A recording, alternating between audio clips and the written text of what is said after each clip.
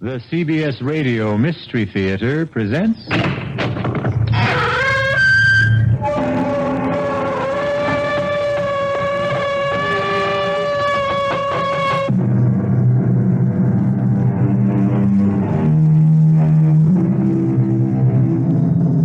Come in. Welcome. I'm E.G. Marshall. Welcome to the fear you can hear. Welcome to the world of terrifying imagination. We are about to bring you a tale of magic. What a word, magic. What do we mean by magic? What are we thinking when we say something is magical? Why, only that we do not understand how it came to be, or even what it is that came to be, or, for that matter, if it ever really did come to be. I was standing between the windows. Those two big windows, you know, the ones with the great pier glass in between. And I was looking straight ahead, so I can't say that I saw the door open because I didn't. But all of a sudden, there was this terrible confusion. Men jumping from their chairs, some looking frightened half out of their wits, others with expressions of joy and anticipation, some of them crying out. Was it horror? Was it surprise? Was it delight? I couldn't tell. It was all mixed up.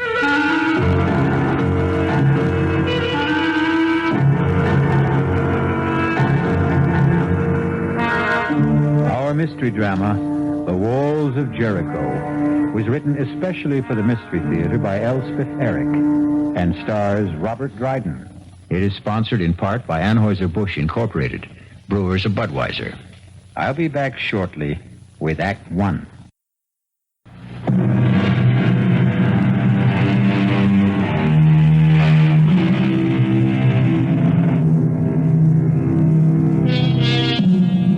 Anything can have magic. A name, a poem, a face, a touch, a phrase of music, a sudden, silent thought that brushes across the mind. But it won't be captured. No, not magic. For magic merely happens. Watch out. Ready or not, here it comes. It's cold in here, don't you think, Cudworth? Well, Drindle's gone to fetch another log. He'd best hurry, or the fire will have burnt itself out completely. That's asking a bit much, isn't it? For Drindle to hurry? I suppose one shouldn't ask too much. Ah, poor old Drindle. How old is he now? What would be your guess, Ashley? I wouldn't hazard one. He's been steward at the club since before I became a member. Ah, here he comes. I don't like to see him carrying a log that size. Oh, Drindle. You wanted something, Mr. Ashley? A half an hour ago, Drindle, I asked for a brandy and soda. But you have your brandy, Mr. Ashley. Ah, but have I my soda? Haven't you?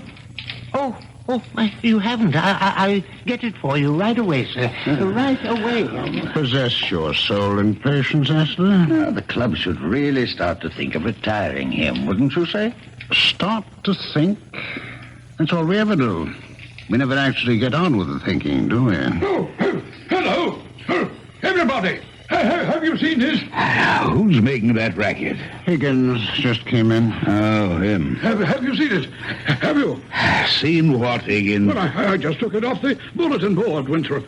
Now, you're president of the club. You should be the first. Read it aloud. At 4:00 in the afternoon of January 12th, the devil will come down the chimney of the fireplace in the members' lounge. Let's see that. I just this minute took it off the bulletin board. Now, who's playing jokes around here? Now, who wrote this? Did anyone here put this notice up on the bulletin board? Let me see it, Winthrop.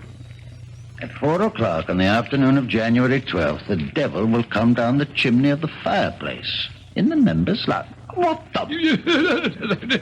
that fireplace right there. How very interesting. Not interesting at all. Just a feeble attempt to be funny. But it wasn't on the bulletin board this morning. Well, it wasn't there an hour ago when I came in from dinner. Now, was it, Cudworth? Well, I certainly didn't see it. Well, somebody put it there. The devil could have put it there. Oh, rubbish. Well, he might have. He's very ingenious. I've heard. Now, let's not let ourselves be carried away, Higgins. Mr. Ashley, sir? What is it? Your soda, sir. Well, set it down. Dwindle, have you seen this? What is it, sir? Mr. Higgins found it pinned to the bulletin board. Here, read it. At 4 o'clock in the afternoon, January 12th, the devil chimney of the fireplace in the members' lounge. What does it mean? It means that the devil will come down that chimney at 4 o'clock on January 12th. That's what it means. Oh, surely not, Mr. Higgins. Definitely not. It's a joke, isn't it? Of course it is. But, on the other hand... Really, Cudworth, you and your other hand. Let's mark it down as a joke until we know better. Well, at least until then. Anyway, until the afternoon of January 12th at 4 o'clock.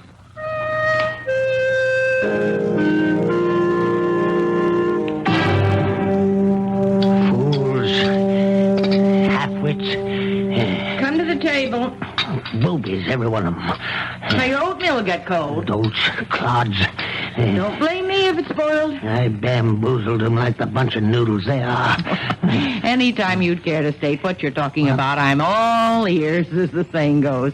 Meantime, come sit down. The esteemed high and mighty members of the Ralph Waldo Emerson Gentlemen's Club, from the president, the exalted Mr. Amos Winthrop, on down. Oh, them. Imbeciles. Now, you didn't go making trouble, did you? That remains to be seen. Because they're just waiting for an excuse to give you the sack. You're not so young anymore.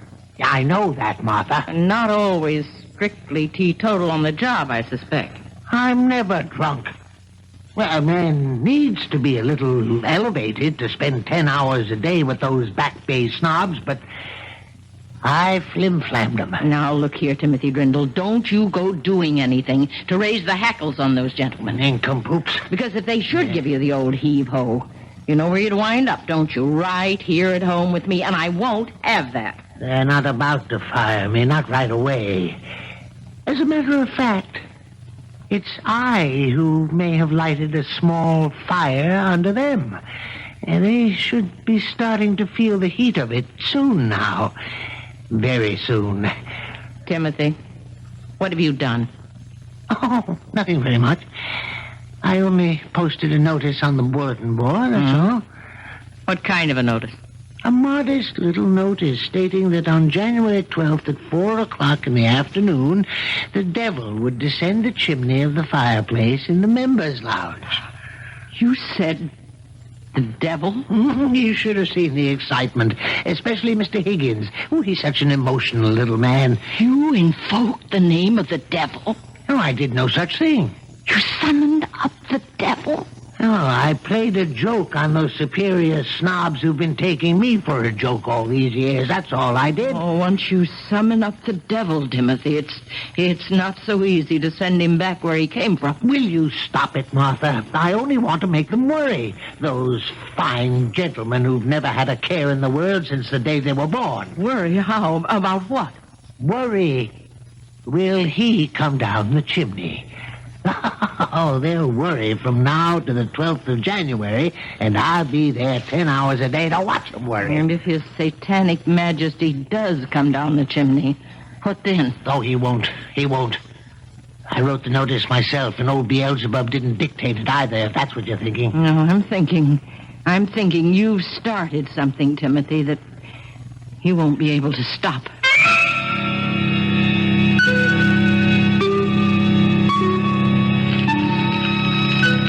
Your coffee, Mr. Winthrop? Oh, thank you, Drindle. That's quite a fire you've got going there. I always try to keep up a good, smart blaze, sir. Nothing special about this particular fire, Drindle? No, sir. It's January 12th, Drindle, and precisely 3 minutes before 4 in the afternoon. Is it indeed, sir? Oh, come off it, Grindle. Surely you're not indifferent to the heralded appearance of the Prince of Darkness down the chimney? Well, it's really no concern of mine, Mr. Winthrop. No, the membership doesn't share your aplomb, Grindle. Lounges filled to overflowing. Oh, so it is, sir, and I'd best stir myself. Other gentlemen will be wanting coffee. Bring me a brandy, Grindle, if you have the time. All the time in the world, Mr. Higgins. Old Grindle's the only cool character in the room. Even Ashley, who thinks this whole thing's nonsense. Ashley doesn't even believe the devil exists, for goodness sakes. Well, he's still been sitting on that little hassock by the fireplace since noon. I tried to get him to lunch with me, but he wouldn't budge. Oh, suspects a trick, no doubt. What do you?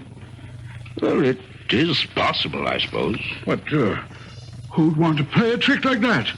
I mean, even if someone wanted to, how'd he go about it? Now suppose something, or someone, descends that chimney at 4 o'clock, as I am firmly persuaded he will. Who or what could do that? There's a great roaring fire going. Grindle saw to that. Well, suppose someone with a perverse sense of humor should toss a dummy down the chimney. We'd find it afterward. Well, none of it was reduced to ashes. But something would remain. It couldn't all burn up. Am I right? Well, ask Cudworth. He's the brainy one. Gentlemen, all prepared for the big moment? Hello, Cudworth. Only the devil himself could survive a trip down that chimney. Am I right, Cudworth? I'd say so, yes. It's nearly time. Nervous? Well, I don't know what to think. I mean, I don't know what to expect. The whole thing is nerve-wracking. Positively devastating. It's time. What's that? It's him. It's him. The devil himself. He's there. See him? There he is. There is certainly something there. Someone. Oh, it's the devil. It's old Harry, the devil. Is it really the fiend? Look at him, standing in the flames. He's laughing. Is he really laughing? Oh, that old serpent. Look at him. He's gone. No, he's not. He's still there, in the flames. Laughing in the flames. He's... Well, now he's gone. Well, that was quite an experience. Yes, it was. Oh, 'twas the most wonderful thing that's ever happened to me in my entire life. Oh, really extraordinary. Well, now, are you all satisfied? What do you mean by that, Ashley? His Satanic Majesty failed to put in an appearance. Of course he put in an appearance. You didn't see him? Now, don't tell me you did. Of course we did. He was all in black, head to foot. No, he was dressed in red. Black and red, I thought. Well, he had red hair. You couldn't see his hair. He wore I a cap. saw his hair. It was sort of waving in the flames of a draft or something, but it never caught on fire. I distinctly remember noticing that. He wore a cap. You couldn't see his hair, and his mustache was black. No cap. A cap and a big black cape. He kept his cape around him all the time he was standing there. Yes, but the cape was red, a very bright red. Now, listen to yourselves. Listen, will you? You all saw him. You all say you did. But each of you saw something different. Huh? Red cape, black and red cape. Why, it's ludicrous. It is not ludicrous at all. We were all overexcited, all worked up over this thing, and maybe our accuracy, our powers of observation were impaired. That's possible. Except I know he wore a big black cape. Beg pardon, Mr. Higgins. Yeah, don't bother me now, Grindle. Your brandy, sir. Now, Grindle, settle this argument for us, will you? What was the devil wearing? Devil, sir? What was he wearing when he came down the chimney? I wouldn't know, sir. I was not in the lounge. I was fetching Mr. Higgins' brandy. Did the devil make an appearance, sir?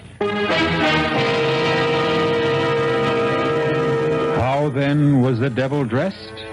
Oh, he was in his Sunday best.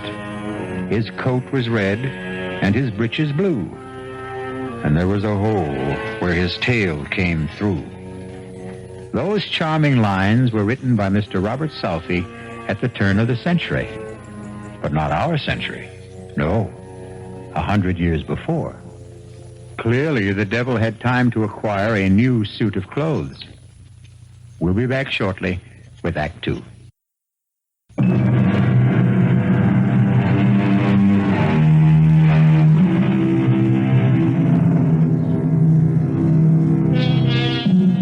Did the devil indeed descend the chimney of the Ralph Waldo Emerson Club in the afternoon of January 12th and stand laughing in the flames? There isn't complete agreement among the club members even now, more than a month later. Cudworth, I have to talk to you. Sit down, Winthrop. Have you seen it? I've seen it. It wouldn't do any good to take it down from the bulletin board, I suppose. Well, half the membership's already seen it and told the other half. Lightning strikes again. I never dreamed it would, did you? Well, it's a slightly different bolt of lightning this time. Not the devil. The White Goddess, I believe the notice said. I copied it down. On February 8th at 6 o'clock in the evening, the White Goddess will run naked through the members' lounge. Naked, eh? Cudworth, just who is the White Goddess? Daughter of Astarte, I believe. And, just who is Astarte? I'm sorry not to be up on these things, but it's not really in my area of concern. I believe Astarte is the goddess of fertility and sexual love. You don't say. That would account for her being naked, wouldn't it? Cudworth, do we still believe in such things? Goddesses of sexual love? Why shouldn't there be such a goddess? And why shouldn't she have a daughter?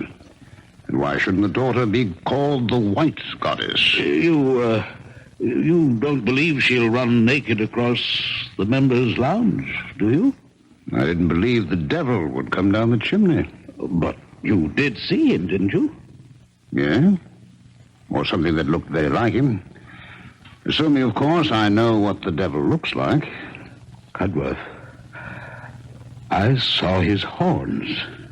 Did you indeed? Have you seen it? Have you seen the notice? Yes, we've seen it. Do you know that members are pouring in from all over the country? Oh, no. Members that haven't been inside the club in 20 years. We can't even begin to put them up. Half of them are stopping at hotels. Heaven help us. Oh, cheer up, Winthrop. There's a chance the White Goddess won't show. I don't know, Cudworth. I have a sinking feeling that she will.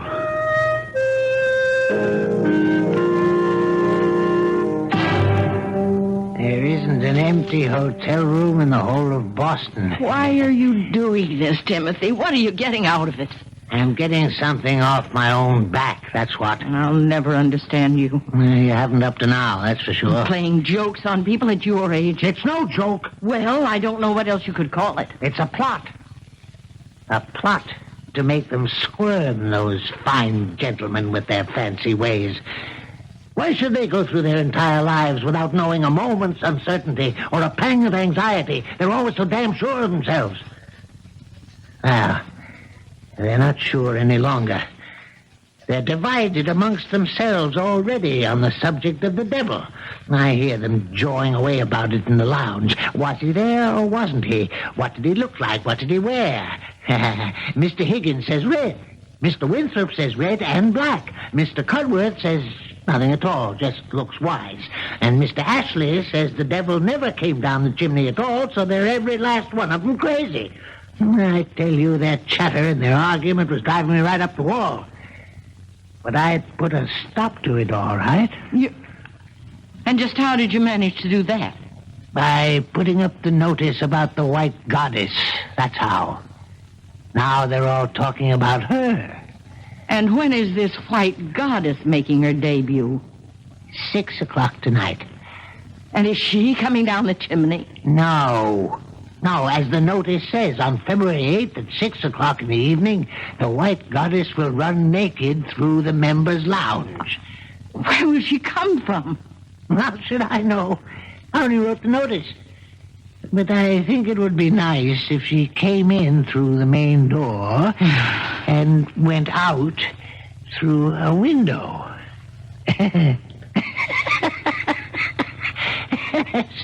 That would be rather nice.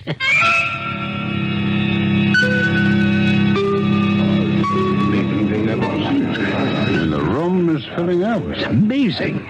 Oh, I don't know. It isn't often, if ever, any of us gets to see the white goddess run naked across the lounge. You think they really believe? Well, who knows what they believe. Cudworth, do you believe? I'm here, as you see. I suppose that's the only possible answer. Well, it's the only one you're going to get. Do you believe, Winthrop? Like you, I'm here. Oh, what's the time? Time. Cudworth, you always have the right time. Mr. Higgins, the clock on the mantel is exactly right. 2 minutes to 6. Mind if I sit down? We've been saving this chair for you, Higgins. Oh, that's nice of you. Well, the lounge is pretty well filled up, isn't it? Bursting at the seams. Oh, I've been studying all about the White Goddess. Daughter of Astarte, who in turn is the goddess of fertility and sexual love. Oh, you knew that. Cudworth told me. Cudworth, you really do know everything. On the contrary, I know very little. Well, you've always seemed to me to know everything. That's because you know less. Well, mind if I join you? Well, there's no place to sit, actually. Oh, what a pity. Well, you could sit on the floor. Now, how would I look sitting on the floor when the White Goddess comes running across the lounge? No, I think I shall join old Drendel over by the window. Perhaps he'll fetch me a brandy. No, you haven't time. It's nearly 6. Oh, you mean I might miss her goddess-ship? Oh, my, that would never do. Oh, jeez. That ass doesn't believe she'll appear. Well, why did he bother to come here at all? Because if he doesn't believe, neither does he disbelieve. Just look at him, laughing and joking with Drindle. Well, that's probably the first time he's ever spoken to Drindle, except to give him an order. You could say that about most of us, myself included. Drindle's getting old. Poor old Drindle. It's time. The time has come.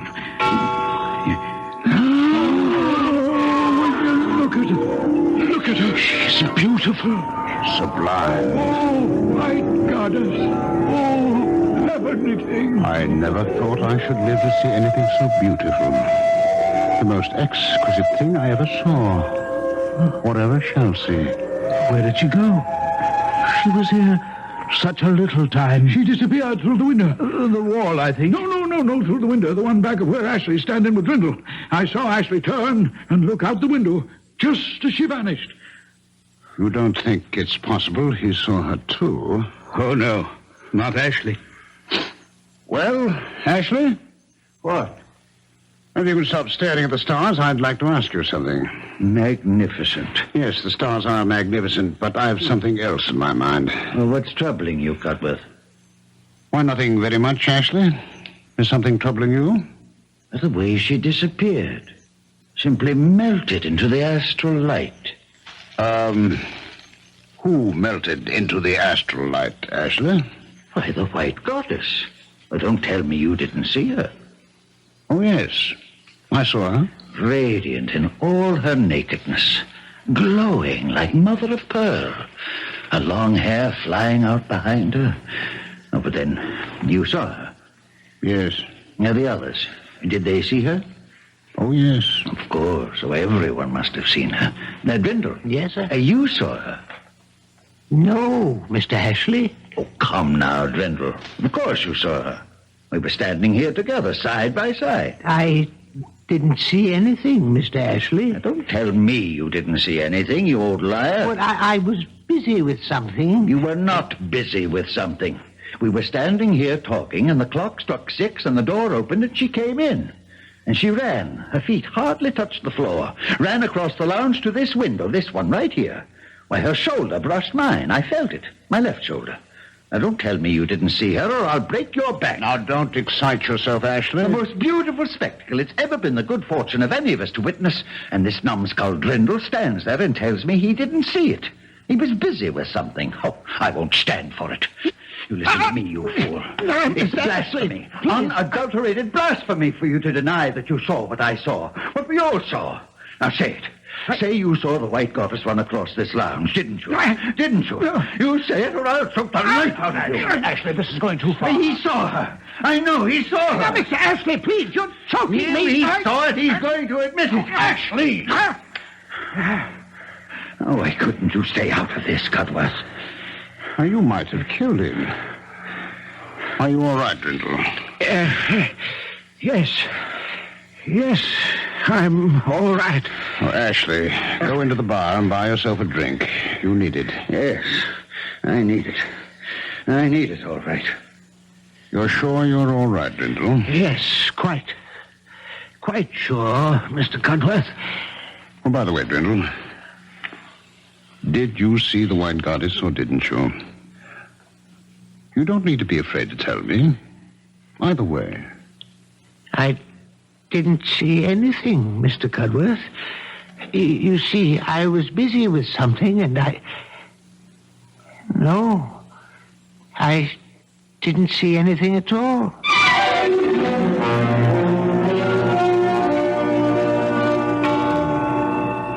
Well, I think I must be getting on home. Yes, it's been quite an evening, hasn't it? Quite an evening. A never-to-be-forgotten evening. Beautifully put, Ambrose. Well, come along. I'll drop you off. Thank you.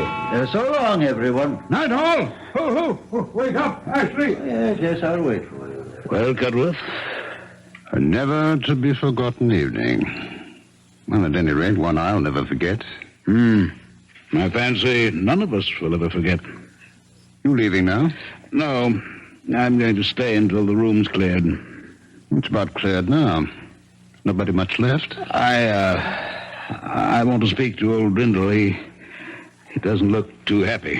That was quite a going over Ashley gave him, wasn't it? Look that way. Ashley can be a rough man. Can't he, though? Well, I'm off for home.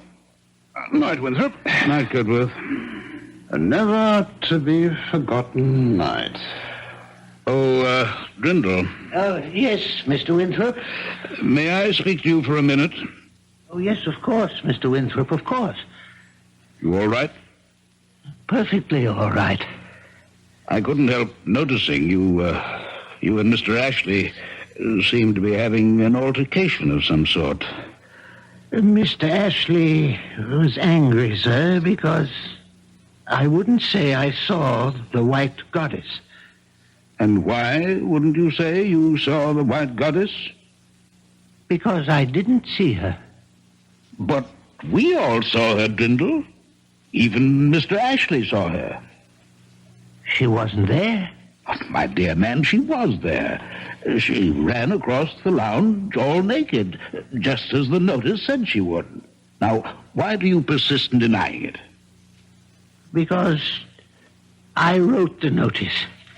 Oh, now, Drindle. And I wrote the other one, too, about the devil coming down the chimney. I wrote them both, and I made them up out of my head. Why are you lying to me, Drindle? I'm not lying, sir. But of course you're lying. I don't know why you're lying. Perhaps to make yourself important in our eyes. I am not lying. But we all saw her, Drindle. It was the most exquisite moment of our lives. We saw her. Therefore, you're lying.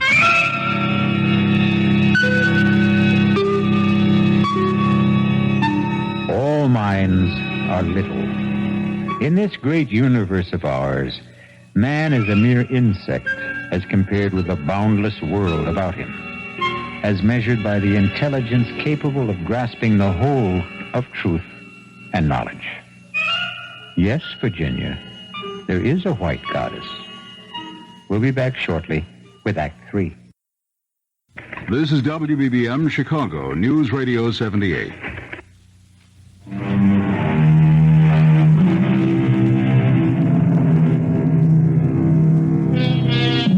Have you read your Shakespeare lately? If you have, you'll remember Hamlet's observation to his friend. There are more things in heaven and earth, Horatio, than are dreamt of in your philosophy. If you haven't read your Shakespeare, now for the third act of The Walls of Jericho. Come eat your breakfast, Timothy. It's on the table. It's ridiculous. It's absolutely absurd. They're trying to ruin me. Oh, he's off again. I never even turned around when I heard them whispering behind my back. Drindle's getting on. Poor Drindle. Drindle's had a drop too much. That part's true, all right. But when they called me a liar, and to my face, I don't have to take that. Who called you a liar? Mr. Amos Winthrop, the president of the club, the highest mucky-muck of all the high mucky-mucks, that's who. Well, what kind of a lie did you tell him? No lie. I told him no lie. I told him the God's own truth. That I had written those notices and put them up on the bulletin board. The one about the devil coming down the chimney and the one about the white goddess running naked across the lounge as well. Why wouldn't he believe you? Because he's a fool. The biggest fool in a pack of fools. I said, why wouldn't he believe you? He says he saw the devil, saw him come down the chimney and stand in the flames, and that most of the others saw him too. All but Mr. Ashley and a few other disbelievers. Oh, you should never have invoked the devil. I told you that at the time. But even Mr. Ashley is saying that he saw the white goddess run across the lounge. Radiant in her nakedness, he says, glowing like mother of pearl. Imagine Mr. Ashley talking like that. He says she brushed up against him, against his shoulder, and then went out through the window and melted into the astral light. Mr. Ashley, of all people. Maybe it happened. How could it have happened when I made it all up? Well, come eat your breakfast. No, I can't. I'm too upset. You're more upset than they are. Those fine gentlemen you were going to teach a lesson. Oh, don't you worry. I'll fix them. I'll put up another notice. Oh, now, Timothy, don't start up again. Only this time I'll make it so crazy, so outlandish, they'll see that it's only a joke. They won't be able to help themselves. Here, now, let's see. Where's a pen? And a piece of paper. Now, what shall I... I need to get them excited, all worked up, waiting for something, and then the let down when it doesn't happen. That's what I'm after. Yes, I've got it. On March the 2nd at 5 o'clock, you see, they'll all be having drinks in the lounge about that time. At 5 o'clock, a leopard will enter... No, not a leopard. A tiger will enter the members' lounge. How's that? As long as you don't make it the devil. No, better yet. 3 tigers will enter the members' lounge. No, I don't like enter. It's too sedate sounding, too tame. I will come through the windows. No, we'll crash through the windows. Yes, that's good. We'll crash through the windows of the members' lounge. There. That should put Mr. Winthrop in his place. Somehow, Timothy, I don't think you were born to put Mr. Winthrop in his place. That's where you're wrong, Martha. It's precisely what I was born for, and this'll do it. Wait a minute. I thought of something else. What now? Listen to this. On March the 2nd at 5 o'clock, 3 tigers will crash through the windows of the members' lounge, one of them carrying a chicken in his mouth. Oh. Yeah. How's that, Martha? Huh? How's that? Oh, that's perfect.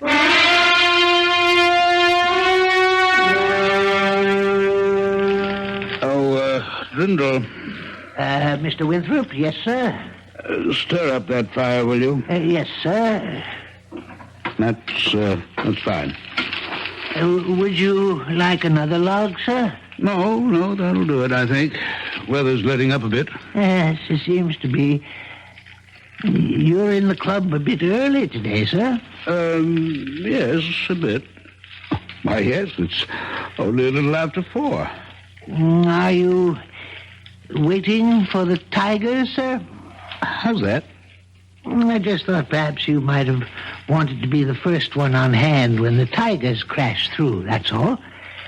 You're being impertinent, Drindle. That's very unlike you, Drindle. Is it, sir? Same as you're lying. It was unlike you to lie to me. Yeah, I suppose it was. You know it was. Now, you're not going to tell me the latest notice on the bulletin board was also your invention, are you?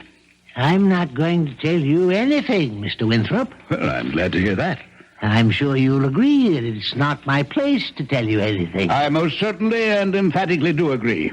I thought you would. Not that I'm certain that the three tigers will crash through the windows. No, I'm not certain at all. It's absurd on the face of it, isn't it? Most absurd. 3 tigers. Well, now. Perfectly ridiculous. And one with a chicken in his mouth. Ha ha ha, it's laughable. Well, don't laugh, because it just may happen, precisely as the notice predicts. We simply do not know. I promise not to laugh.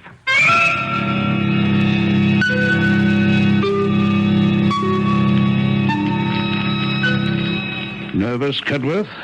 A few flutters. It's the uncertainty, of course. I've been here since 4 o'clock. Can you imagine that? I had a hard time staying away myself. I had a few sharp words earlier with Drindle. Sorry to say.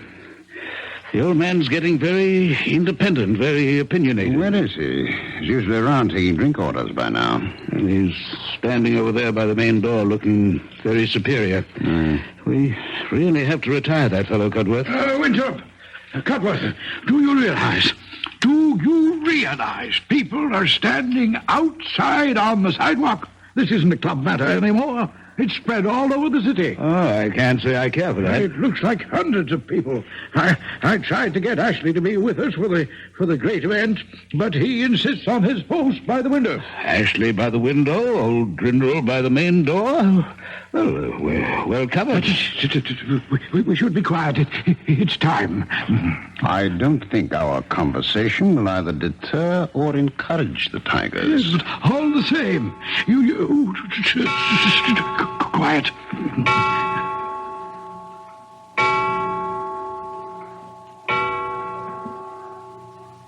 Here they come! Oh, Lord save us! There they are! Tigers, 3 of them. 3 tigers, and one has a chicken in his mouth. They're making for the door. Out of the way, Grindle! Out of the way! Grindle! Oh, God! He doesn't see them.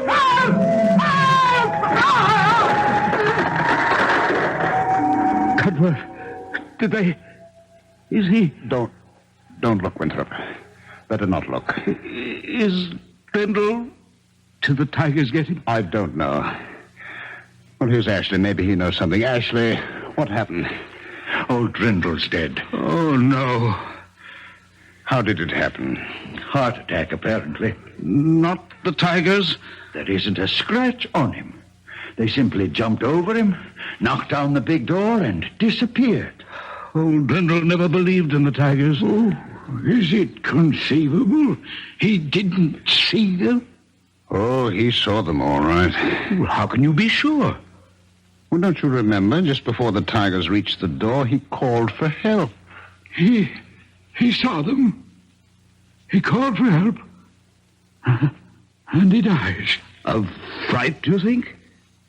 Can you think of anything more frightening than the sight of something you never believed in coming to get you?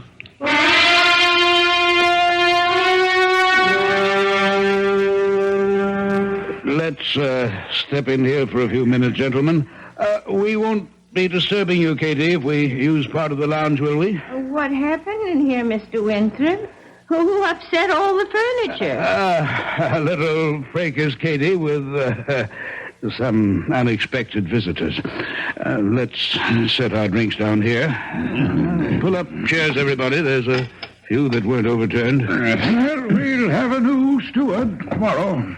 They're promoting someone from the dining room. You'll never hold a candle to Drindle, no matter who he is. Drindle was a good man. If you gentlemen are going to be using this room, I can clear out and come back later. Now, you go right ahead with your cleaning, Katie, if you don't mind sweeping around us. That's all right with me. There certainly isn't that. Gentlemen, I asked you to meet with me here because I have a confession to make. I'm sorry I didn't tell you before, but, well, I didn't. But now I must. After the incident of the White Goddess, gentlemen, Brindle told me that he himself had posted those notices on the bulletin board. Brindle? The one about the devil? And the White Goddess, that one too? I didn't believe him. After all, we saw the devil, most of us, and we all saw the White Goddess. And to believe Brindle would be to admit that he had the power to summon them up. What about the three tigers? One with a chicken in his mouth? We saw them too. And in all probability, so did Brindle. And the sight killed him. Is it possible that a man like Brindle had the power to invoke such things? Well, I must now concede that he did. There I must take issue with you, Winthrop. Brindle only put up the notices. The power lay within us, the membership. I, for one, claim no such power. You, for one, have no such power, Ashley. Nor have I. Nor has Winthrop or Higgins or any member of the club separately or consciously. But unconsciously and collectively, the power is ours. Together and without knowing it, we can do such astounding things. Together and without knowing it, we are constantly doing astounding things, are we not? And always have, both for good and for evil. I call your attention to the biblical story of the Battle of Jericho. We all know that stone walls cannot be shattered by a band of men marching round them, a final blast of trumpets and a great shout. We know that. And yet it happened. The walls of Jericho fell. Why did they? Consider the circumstances. The Israelites outside the fortress city, the eagerness, the expectancy, and above all, the desire and the belief. Consider the steady tramp of marching feet. Consider the narrowed concentration of the marchers. No man divided in his mind, and no mind divided from the mind of any other man. Consider the psychic pressure created by such a congregation. Mass hallucination? It was no hallucination that Jericho fell to Joshua. No. I should call it mass projection. And that's what happened here? To us? We, all of us, acting in concert, projected these apparitions by the sheer force of our unconscious minds. Then we weren't wrong. We really saw them. The devil, The White Goddess? The three tigers? one with a chicken in his mouth. We really saw them, even as the walls of Jericho really fell. Beg your pardon, sir. What is it, Katie? Look what I swept up over by the main door, sir. If I'm not mistaken, they're chicken feathers. What's been going on here, sir?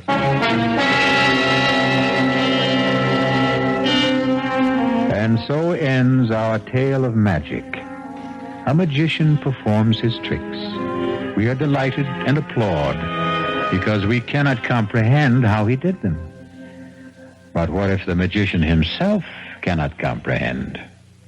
I'll be back shortly.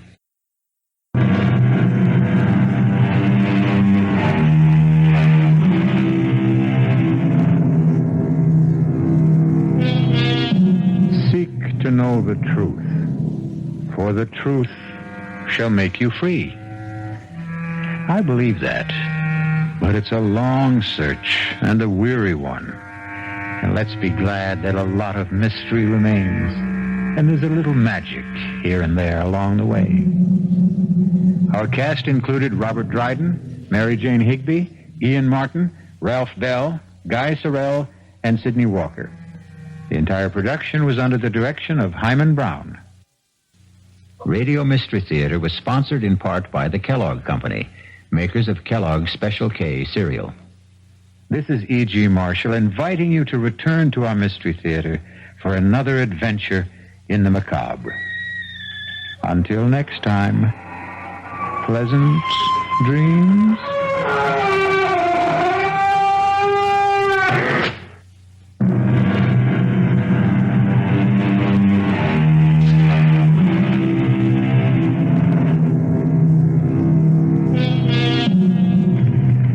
WBBM News Time, 11:23.